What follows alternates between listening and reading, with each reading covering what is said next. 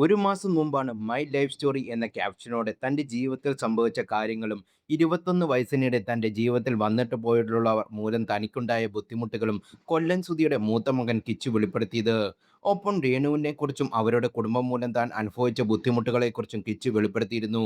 അത് വലിയ രീതിയിൽ വൈറലാവുകയും രേണുവിനെയും കുടുംബത്തിനെതിരെ സോഷ്യൽ മീഡിയ തിരികുകയും ചെയ്തിരുന്നു. സുധി രേണുവിൽ ഋതുവിന് എന്നൊരു മകനുമുണ്ട്. സന്നദ്ധ സംഘടന കോട്ടയത്ത് നിർമ്മിച്ചു നൽകിയ വീട്ടിലാണ് രേണുവും മകനും താമസിക്കുന്നത്.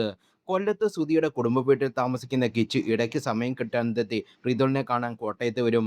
കിച്ചു ചേട്ടൻ വന്നാൽ പിന്നെ പൂനിലാവ് ഉദിച്ച പോലാകും ഋതപ്പൻ്റെ മുഖം.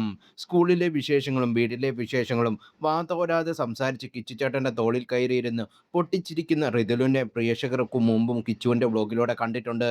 എന്നാൽ ഇത്തവണ കിച്ചുവിനെ കാണാൻ വന്നപ്പോൾ പഴയ അടുപ്പമോ നിറപുഞ്ചിരിയോ ഒന്നും ഋതപ്പൻ്റെ മുഖത്തുണ്ടായിരുന്നില്ല. ചോദിക്കുന്നതിന് ഒന്നോ രണ്ടോ വാക്കുകളിൽ മറുപടി തരും. കുറേ നേരം ആവശ്യപ്പെട്ടാൽ മാത്രം പുഞ്ചിരിക്കും. കിച്ചു വിശേഷങ്ങളെല്ലാം ചോദിച്ചറിയാൻ ശ്രമിക്കുന്നുണ്ടെങ്കിലും ഋതുവിന് പഴയ ഉത്സാഹമില്ല. വിഷാദ മുഖഭാവനായിരുന്നു ബ്ലോഗിൽ ഉടനീളം.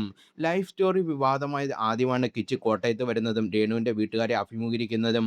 അതിനാൽ തന്നെ ഋതപ്പനെ കാണണമെന്ന് ആവശ്യപ്പെടുമ്പോൾ എങ്ങനെയാകും അവരുടെ പ്രതികരണം എന്നോർത്ത് കിച്ചുവിന് ഭയവും ആശങ്കയും ഉണ്ടായിരുന്നു.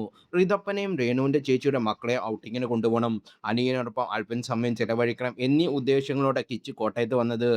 ആദ്യം രേണുവിൻ്റെ പിതാവ് ഋതുനുമായി കിച്ചു ഔട്ടിങ്ങിന് പോകാനായതിനെ എതിർക്കുകയും ചെയ്തു. ബ്ലോഗിൽ കിച്ചു തന്നെ അത് പറയുന്നുണ്ട്. ശേഷം രേണുവിനെ വിളിച്ച് സംസാരിച്ച് കിച്ചു സമ്മതം വാങ്ങുകയായിരുന്നു. ഋതപ്പനെ എല്ലാവരും ചെന്ന് പേരിപ്പിച്ച് വെച്ചിരിക്കുകയാണെന്ന് തോന്നുന്നുണ്ടും അതുകൊണ്ട് തന്നെ കിച്ചുവുമായി അടുക്കാൻ മടിയാണെന്നുമാണ് വ്ലോഗ് കണ്ടവരും കുറിച്ചത്. ഋതപ്പനെ ആരെയോ പേടിക്കുന്ന പോലെ കുട്ടിയെ പറഞ്ഞ് മനസ്സ് മാറ്റിയിരിക്കുന്നെന്ന് തോന്നുന്നു. കിച്ചു വന്നാൽ പോരുത് എന്ന് പറഞ്ഞ് എല്ലാവരും മനസ്സ് മാറ്റിക്കാണും. ആകെ പേടിച്ച് ഭയന്നാണ് ആ കുട്ടി ഇരിക്കുന്നത്. പഴയതുപോലെയല്ല കുട്ടി കിച്ചുവിനോട് ബിഹേവ് ചെയ്യുന്നത്. ആ കുഞ്ഞിന് പേടിയോ ടെൻഷനോ ഉള്ളതുപോലെ തോന്നുന്നു. കിച്ചു, നീ നിന്റെ കൂടപ്പിറപ്പിനെ ഇടയ്ക്ക് പോയി കാണണം. ആ കുട്ടിയെ പണ്ടത്തെക്കാൾ എന്തോ മാറ്റമുണ്ട്.